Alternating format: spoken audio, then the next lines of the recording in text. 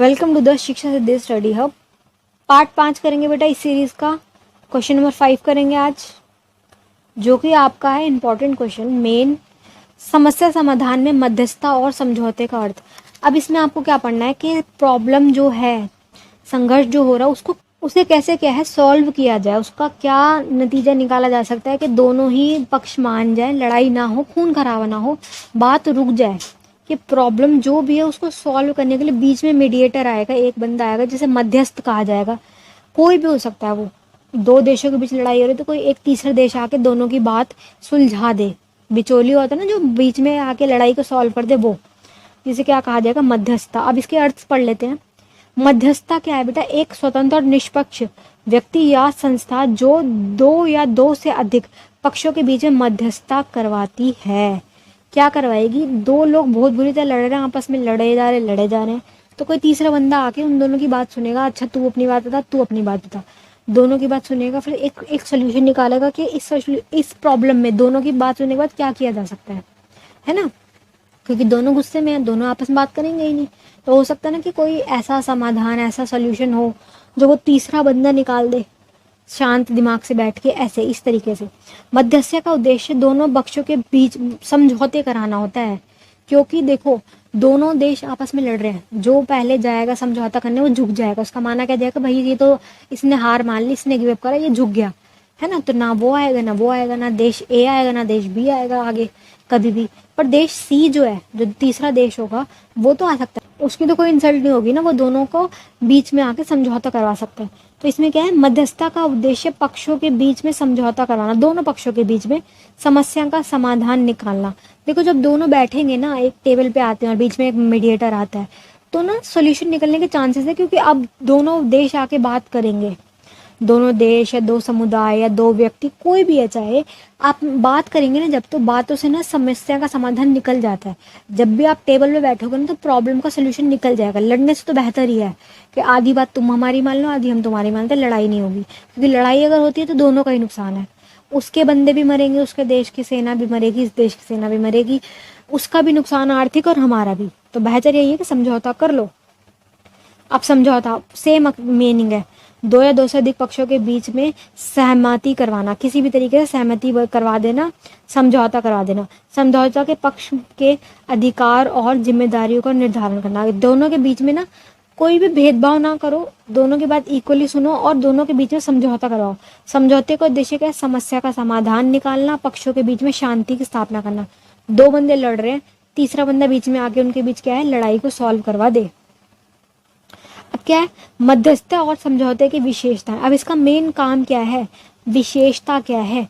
तो इसमें क्या विशेषता है बेटा, कि निष्पक्षता होनी चाहिए।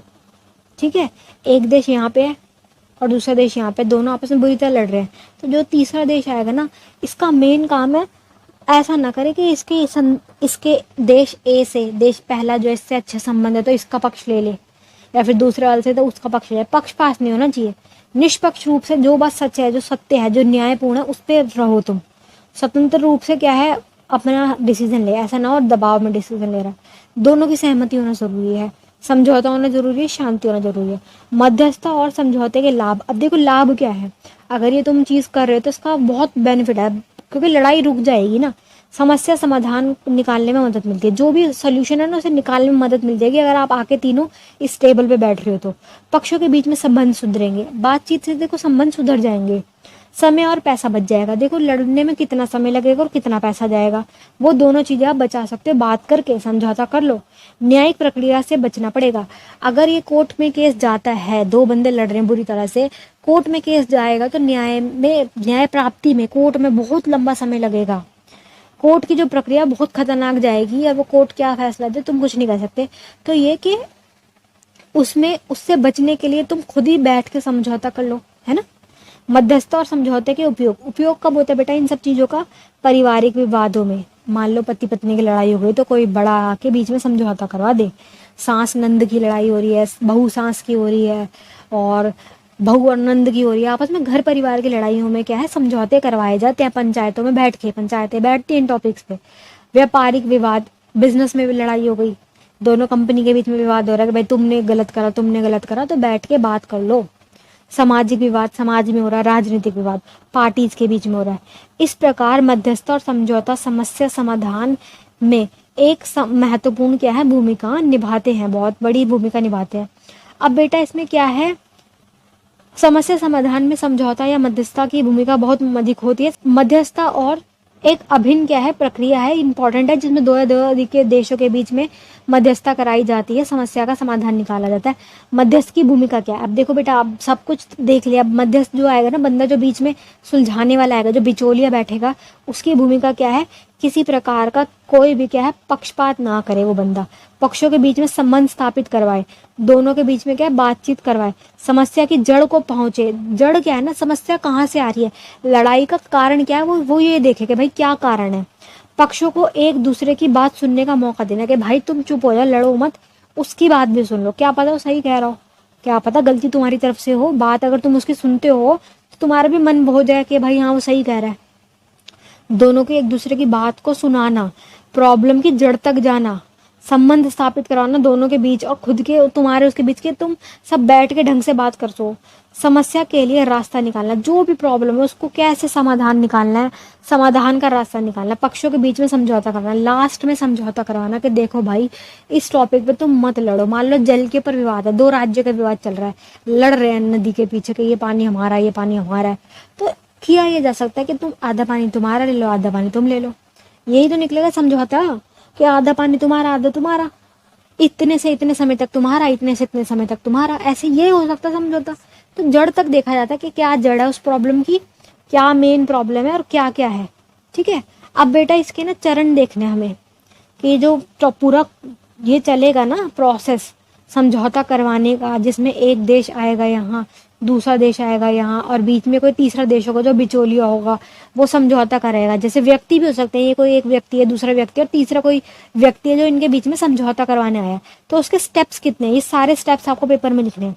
पहला स्टेप क्या है, प्रस्तावना, स्टार्टिंग क्या होगी, मध्यस्थ कराने के वाला की पहचान, दो जो बंदा ये बीच में आएगा ना, ये दोनों की इंट्रोड्यूस करवाएगा एक दूसरे से कि ये देश ए है, ये देश बी है, नाम बताएगा, व्यक्ति है तो उसके नाम बताएगा, समुदाय है तो उसके नाम बताएगा कि दोनों कौन है, मतलब इंट्रोडक्शन होगा पहले में। पक्षों के मध्यस्थ की प्रक्रिया को समझाना, प्रक्रिया समझाएगा, जो अभी हम पढ़ रहे हैं ना ये प्रोसेस, इसको समझाएगा कि क्या प्रोसेस है। सेकंड चरण क्या आएगा, स्टेप 2 क्या है, समस्या की पहचान करना, प्रॉब्लम है क्या भाई, क्यों लड़ रहे तुम, उस प्रॉब्लम को निकाल के लाएंगे, समस्या की जड़ तक पहुंचेंगे, भाई इस प्रॉब्लम की रूट कहाँ तक जा रही है, क्या कारण है कि ये प्रॉब्लम इतनी बड़ी हो गई। पक्षों के दृष्टिकोण को समझना, दोनों की बात सुनेगा कि ये क्या कह रहा है, ये क्या कह रहा है, दोनों की बात सुन के समझेगा उस बात को, और एक रिपोर्ट तैयार करेगा कि हाँ भाई दोनों देश चाह क्या रहे हैं और करना क्या चाहते हैं। चरण तीसरा क्या है, संबंध स्थापित करना, दोनों के बीच बातचीत करवाना, दोनों को समझाना। ठीक है, पक्षों के बीच में, दोनों पक्षों के बीच में एक फ्रेंडली माहौल बनवा देना, विश्वास और समर्पितता भाव स्थापित करना, दोनों के बीच ये भावना लाना कि देखो सामने वाला बंदा जो बैठा है वो लड़ने के लिए नहीं बैठा, तुम मुझसे प्यार से बात करो, विश्वास स्थापित करो, ट्रस्ट करो, वो झूठ नहीं बोला, उसकी बात पे ट्रस्ट करो, ऐसे। फोर्थ क्या है, विचार विमर्श, जो भी प्रॉब्लम है उस पर सोचना कि क्या किया जा सकता है, क्या क्या हो सकता है।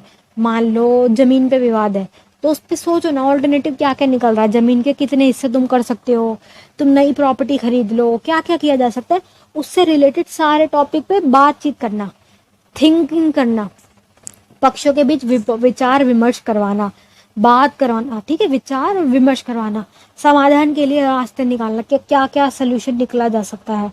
पांचवा अभिलाष क्या निकलेगा कि समझौता करवा देना, क्या आधा तुम मान लो आधा तुम मान लो, लड़ते रहना सारी जिंदगी भर इस टॉपिक के ऊपर, पैसे खर्च करना, खून खराबा करने से फायदा यह है कि इतना पार्ट तुम रख लो जमीन का, इतना तुम रख लो, जल के ऊपर विवाद है तो पानी का क्या से निकाला जा सकता है, समस्या का समाधान वो निकाल लो, पर ये लड़ते मत रहो, समझौता कर लो, दोनों का ही क्या है फायदा है।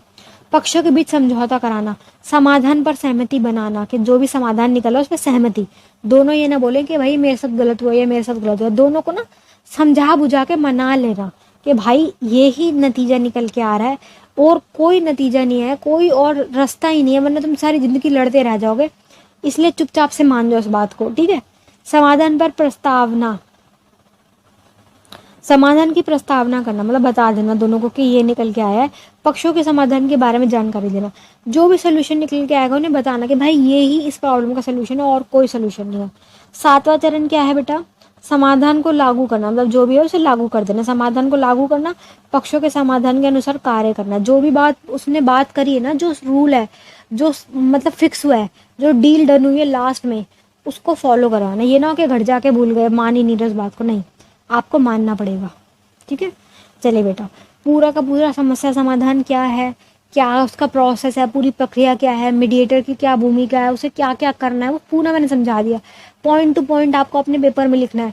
ठीक है, पूरी कहानी नहीं लिखनी, पॉइंट पॉइंट लिखना है, क्योंकि अब आपको 10 मार्क्स का क्वेश्चन लिखना है, वो भी मतलब सिर्फ 10 से 15 मिनट के अंदर खत्म करना है, क्योंकि 2.5 घंटे का पेपर है आपका। टोटल 5 क्वेश्चन करने हैं, उस हिसाब से देख लो। ठीक है, चलिए, best of luck for your exam.